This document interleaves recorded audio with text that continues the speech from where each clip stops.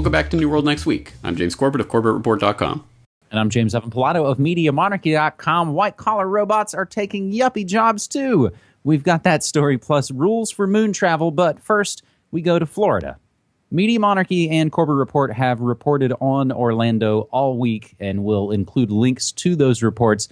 But for now, we'll leave that story where it is and cover some different stories on this New World Next Week. Florida attorney says growing vegetables not a fundamental right. A local controversy is brewing in South Florida surrounding yet another instance of local governments imposing fines on residents and persecuting them over having gardens on their property.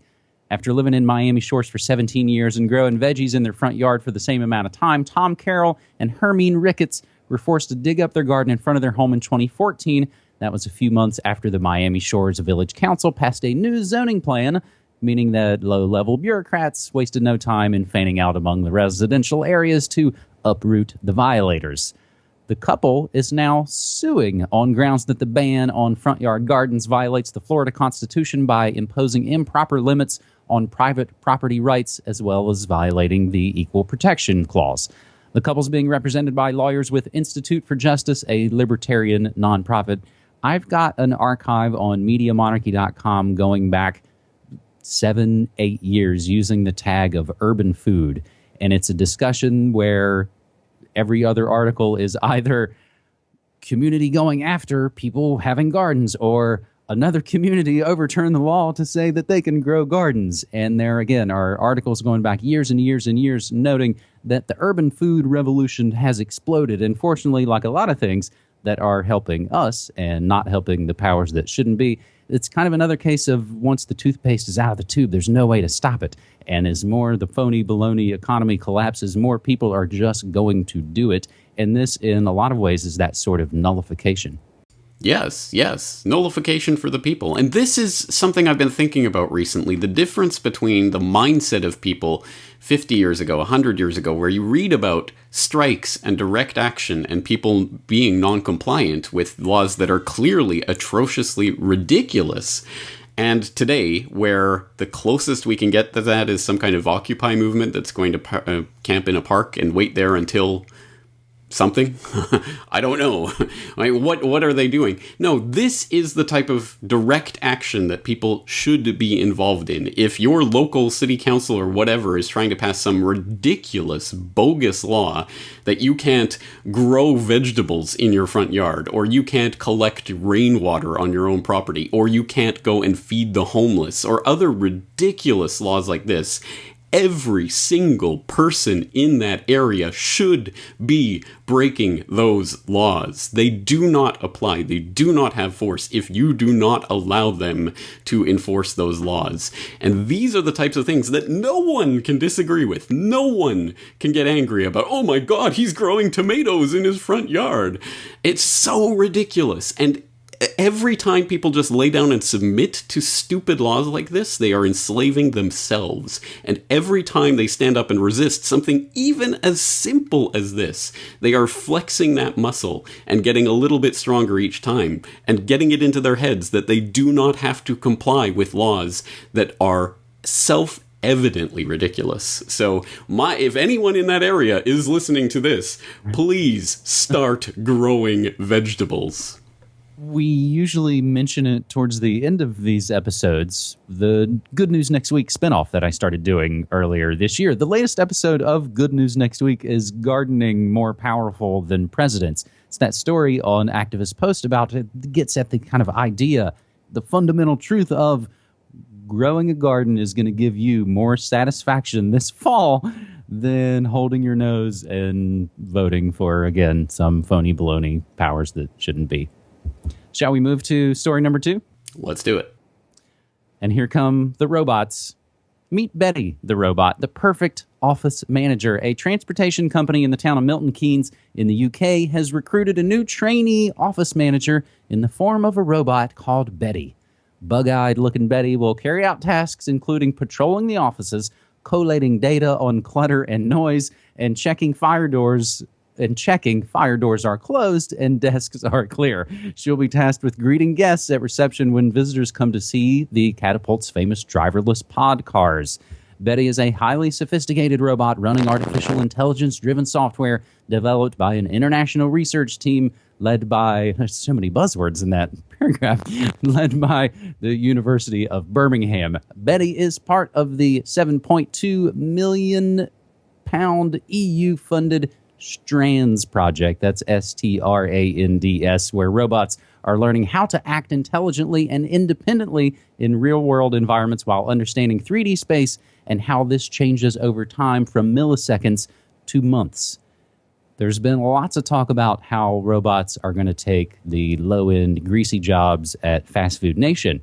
But we talked about when the Davos conference was going on earlier this year in January, they kind of chucked the idea of the Davos man and just rolled out the idea of Davos robots. So it might not just be the kids at Wendy's.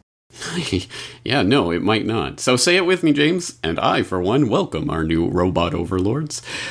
Yeah, you're right. There has been a lot of talk about this idea this year specifically, but obviously in recent years. But really, it's ratcheting up right now. And how many different stories like this can we name just from the past several months? There's the Davos story. It was on the Davos agenda, the replacement of human workers. And it's in Wendy's or McDonald's or wherever else. They're all starting to do automated ordering. It's stories like this one. We can throw in the Adidas moving factories back to Germany story. Oh, with the catch, it's going to be robot workers in the factories.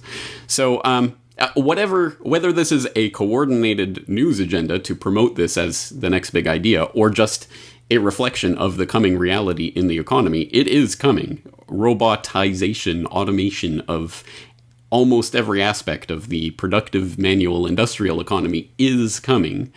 And this is a story that really is an inflection point for humanity. Historians of the future will be writing the story of this era either as the time when we freed ourselves from the chains of manual physical drudgery and freed human productivity to start, doing all the things that people actually want to do instead of going to a slave job for 8 hours a day, 5 days a week and doing life-depriving, boring stuff.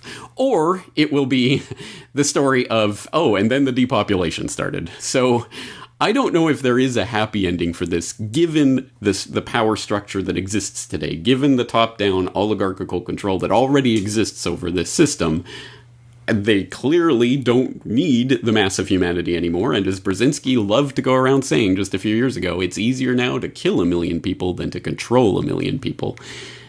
If that doesn't send shivers down your spine, you're not paying attention. So this is for all the marbles. This is either where we start taking it into our own hands to start getting out of that system and start interacting with each other so that we become useful and productive to each other, or we just turn to government and say, hey guys, what are you going to do about this? How are you going to save us from this? What kind of food stamp program can you put these displaced workers on? And I think we know how that story is going to end. Well, I reported for you this morning on the Morning Monarchy how that story is going, and it doesn't go well when the food stamp electronic benefits don't go through. And that, I think, leads into what we've talked about before, James.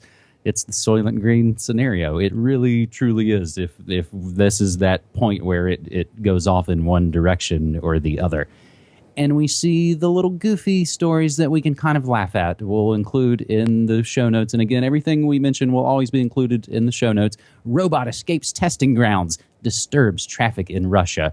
Now, this could conjure up all kinds of chaos, but it's a big, goofy-looking round robot that rolled out into the street, and there was never any real danger, and you can look at it and kind of laugh and say, you gotta go back to the drawing board. But those are going to pile up, and they'll pile up. And if you think over the 7 years, and especially back towards the beginning of New World Next Week, watch for these drones. They're pretty much going to take over, and they're going to be everywhere. And we saw little funny stories where they would crash, and then it becomes just de rigueur or fait accompli. So you're not allowed to garden, and robots took all our jobs. So let's go to the moon. U.S. draws up rules for commercial moon travel. U.S. government agencies are working on temporary rules to allow a private company to land a spacecraft on the moon next year, 2017, while Congress weighs a more permanent legal framework to govern future commercial missions to the moon, Mars, and other destinations beyond Earth's orbit, officials said. Plans by private companies to land spacecraft on the moon or launch them out of Earth's orbit face legal obstacles because the U.S. hasn't put in place regulations to govern space activities.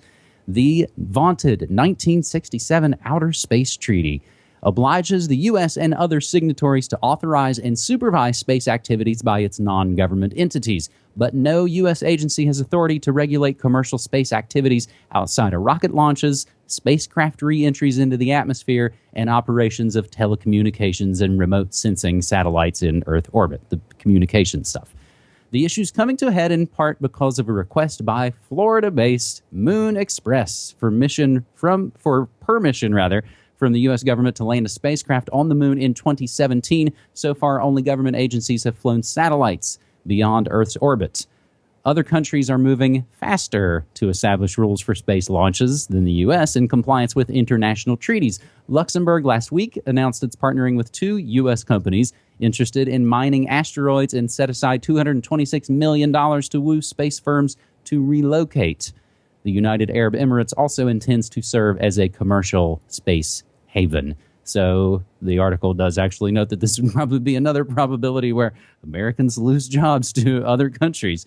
We talked about the Space Mining Act back in November of 2015 on this very show. Congress passes Space Mining Act with no growth limits.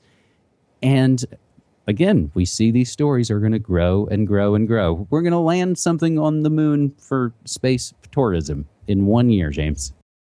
Well, I don't know about space tourism quite yet, but certainly for whatever purposes these private companies. They won't say. Yeah, they will not actually say what this mission is. But anyway, I mean, the implications, the ramifications of the choices that are being made here, just think about what this ultimately entails. If we start ceding the power to governments to decide who can or cannot go into space for what purposes, that is the power to control the future of the human species, really. And it's so incredibly important right now. I mean, as important as growing vegetables in your front yard is, how many bajillions times more important is it for people who can possibly put together their own private space travel, whatever, to be doing that in full defiance of any treaties or obligations or laws that any government presumes to pass on that. It truly is the future of the human species that hangs in the balance here, because if we cede that control to the governments, then the oligarchs now control outer space. And I think everyone can concede the need for some sort of coordination in things in terms of satellite orbits. I mean, having junk orbiting in space can literally take down satellites and things of that nature. So there does need to be some sort of coordination, but to simply cede the power to government to say, you can go to the moon for this, or you can't go to the moon for that. I mean, it's just, we have to stop them from taking that power. And again, the only way to actually stop them from doing it is to do it. So I would hope that there's some non-controlled corporation, unlike Moon Express, that will actually go and do this without seeking approval. That's the situation. So whether it's a garden, just do it. Just maybe in Ohio, they just recently legalized medical marijuana. Just start growing marijuana. It all comes back to Nike for you Oregonians, doesn't it? It does. That's the battle right there. So there's actually new software and a website that shows satellites and space junk circling the Earth in real time. It almost looks like one of those website plugins where it shows you all the visitors that are coming to your website and where other locations are from. There is a lot of satellites and a lot of space junk circling around out there. So again, we'll include the show notes to the flashbacks from the Space Mining Act, but we'll also mention, again, a little bit of good news. Gardens more powerful than presidents is my latest episode of Good News Next Week, plus beating Nestle, which not only we did, again, in Oregon, but they just did it in Pennsylvania as well. And the UK is turning off a lot of CCTV because guess what? They totally don't work at stopping crime. Meanwhile, the FBI says U.S. homicide rate at a 51-year low. Murder rate down 49% over a 20-year period. So that's another way that sort of shows you mainstream media wants to sell you chaos, murder, and mayhem, and to fall for that and to make all your decisions out of fear. Hopefully you're here watching this because you're done doing that. Some of the other stories we're watching using hashtag NewWorldNextWeek. Senate votes for equal slavery for women. One of the last things we discussed on the previous episode of New World Next Week, where men, even though there's not a draft, have to sign up for the selective service in case they want to have a draft. Now women get that same opportunity, and of course, Hillary is down for it. A couple of questions to leave at the wrap of this episode. Will Israel use another Euro football tournament as a cover for war? And will Brexit happen and a collapse of the EU? And will people just ultimately lose their minds when summer solstice happens? James, we're going to be a bulwark against that in independent, non-commercial alternative media. Well, I don't know about you, but I'm not planning to take any much, if any, summer vacation, so I'll be here to document all of that. I've got a little bit coming up. We'll have to discuss that. All right. Well, anyway, until then, I'm looking forward to talking to you again next week. Thanks for these stories. All right, man. Thank you.